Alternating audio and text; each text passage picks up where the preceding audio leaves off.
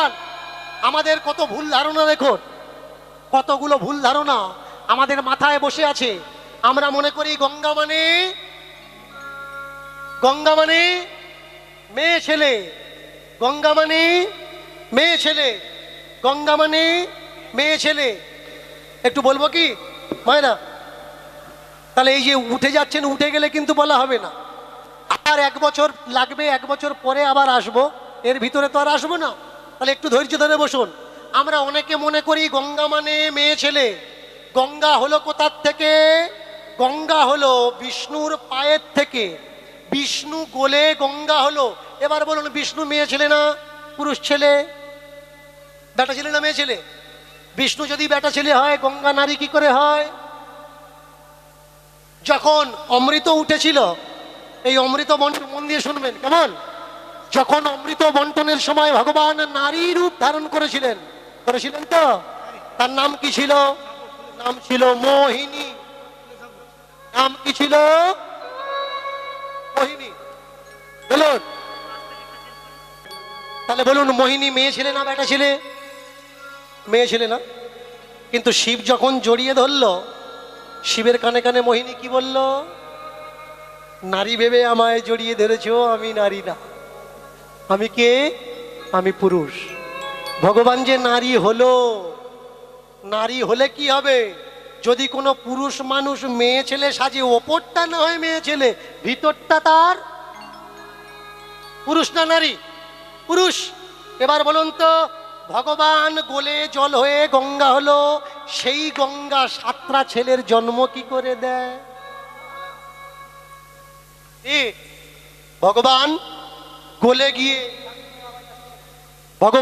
গিয়ে গঙ্গা হলো।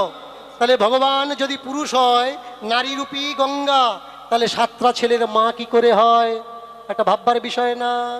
বলুন তো, রামচন্দ্র ত্রেতা যুগে একটা স্ত্রী নিয়ে এসছেন, দ্বাপার যুগে ভগবান তার স্ত্রীকে দান করে দিয়েছিলেন ভক্তকে। দান করে দেওয়ার পরেও রাধার সঙ্গে লীলা করেছিলেন তো? কলিযুগে এসে নানান প্রশ্ন জাগে। আমার মনে প্রশ্ন জাগলো, আমি প্রশ্ন করলাম, আচ্ছা এই যে ভগবান গৌরহরি আমাদের বিষ্ণুপ্রিয়া দেবীকে বলে নিনি রাধা, তাই তো? ঠাকুরজি আমার কালো, বাইরের সাদা অঙ্গ এটাকে বলে বৈরঙ্গ, ওটা রাধা। যাতে মাটিতে গড়াগড়ি যাবে, রাধা এ কষ্ট সহ্য করতে পারবে না, তাই উপরের দিকে রাধা, ভিতরের দিকে কৃষ্ণ, এই 2 তনু মিলে রাধা কৃষ্ণ। তাহলে রাধা কটা হলো? একটা হলো বিষ্ণুপ্রিয়া, আর একটা হলো বহিরঙ্গ রাধা। এবার বলুন, গদাধর পণ্ডিতকে?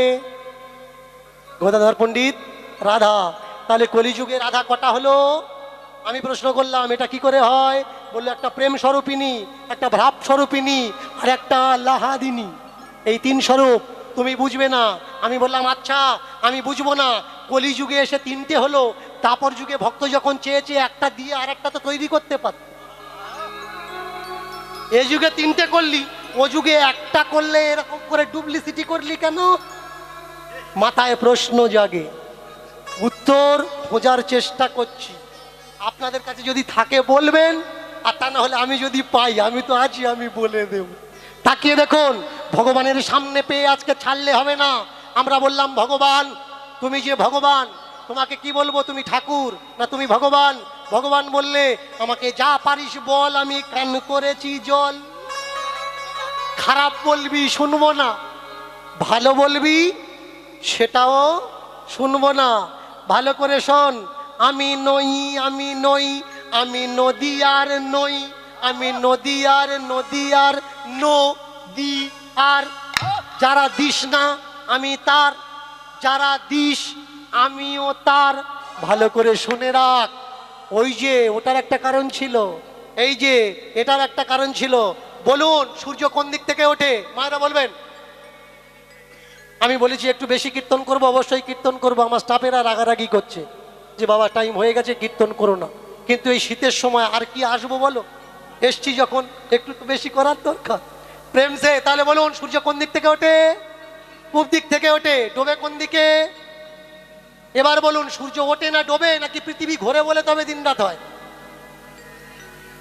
তাহলে এটা সত্যি কথা না মিথ্যে কথা? এটা সত্যি না মিথ্যে? তাহলে এতদিন যে আমরা বলছি এইটা পূব দিক ওইটা পশ্চিম দিক, এটা সত্যি না মিথ্যে? আগে তত্ত্বটা জানা লাগবে।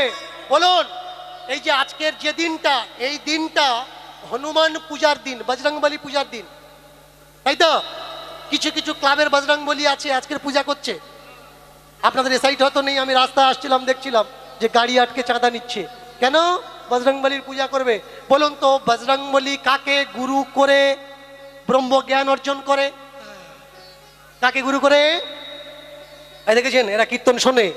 সূর্যদেবকে 5 বছর বয়সে লাল ফল ভেবে যখন খেতে যাচ্ছিল, ঠিক সেই সময় সূর্যকে না খেতে পেরে পরে গিয়ে দেখলেন এটা লাল ফল না, এটা সূর্যদেব।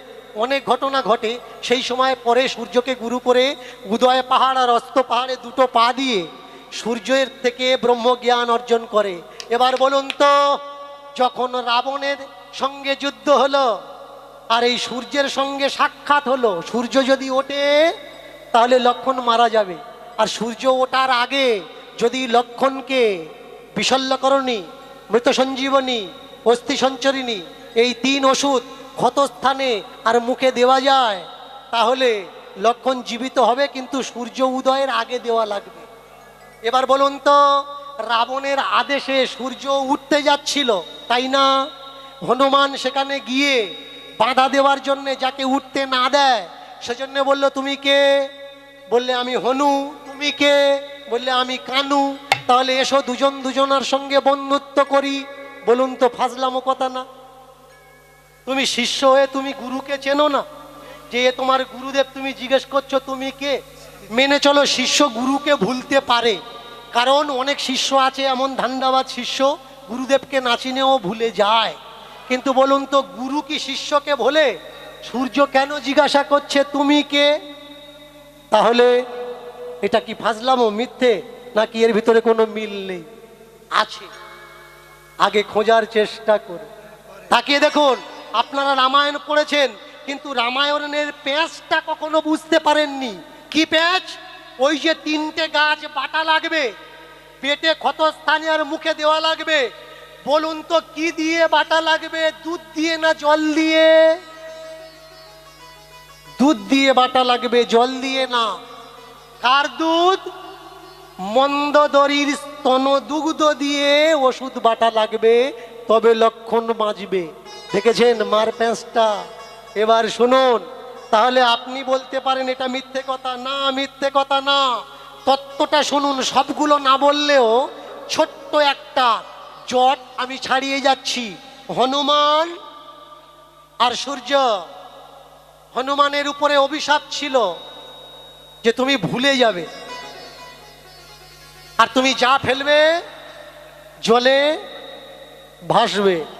ভালো করে কথাগুলো মন দিয়ে শুনবেন। এবার গুরু কোথায়? গুরু হলো সূর্য। গুরুকে? গুরু হলো সূর্য। আর হনুমানকে? হনুমান হলো শক্তি। গুরু সূর্য, হনুমান হলো শক্তি।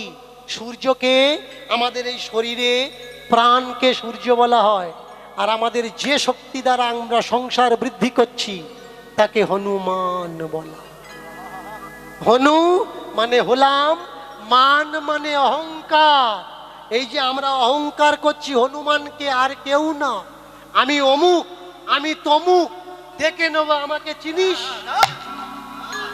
দেখবেন ঝগড়া যখন করে তখন বলে আমাকে চিনিস? আগে তুই বলতো, তোকে আমি চিনি না। তুই তোকে চিনিস? তুই কে? তুই তোকে দেখেছিস? আমরা বলবো হ্যাঁ দেখেছি। কেন? আয়নায় দাঁড়ায় আমরা আমাদের দেখি, বলে ওটা তো তোর বডি, ওটা তুই না। এর ভিতরে যে থাকিস তাকে কখনো দেখেছিস? আমরা অন্যজনকে বলি যে তুই আমাকে জানিস। আমরা মূর্খ। আগে নিজেকে জানো, অন্যকে বলার আগে। একে? এ হলো হনুমান। আমি আমি আমি আমি আমি, অহংকার।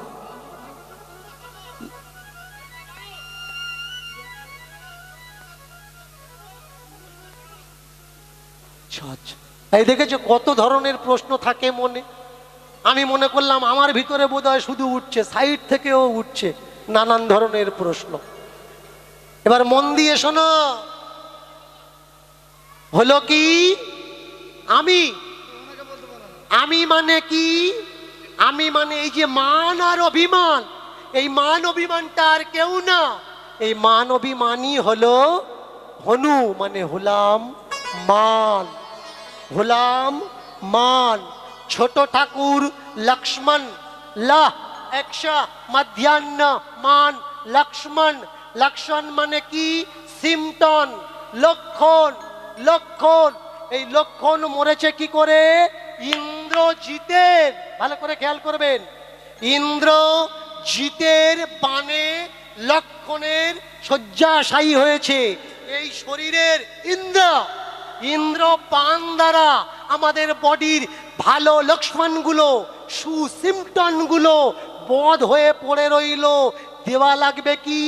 মন্দ উদরী, মন্দ উদরী, মন্দ ভাবনা দিয়ে মৃত সঞ্জীবনী, অস্থি সঞ্চারিণী আর বিশল্য করণী, তিন এক করে ক্ষতস্থান আর বদন।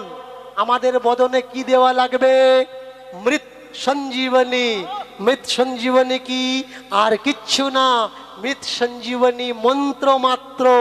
যাকে তুমি ধরতে চাও না এই মন্ত্র মুখে নাও আর ক্ষতস্থানে এ তিন ওষুধ লাগিয়ে দাও। এবার হনুমান সূর্যকে চিনল না কেন? কারণ আমি আর আমার প্রাণ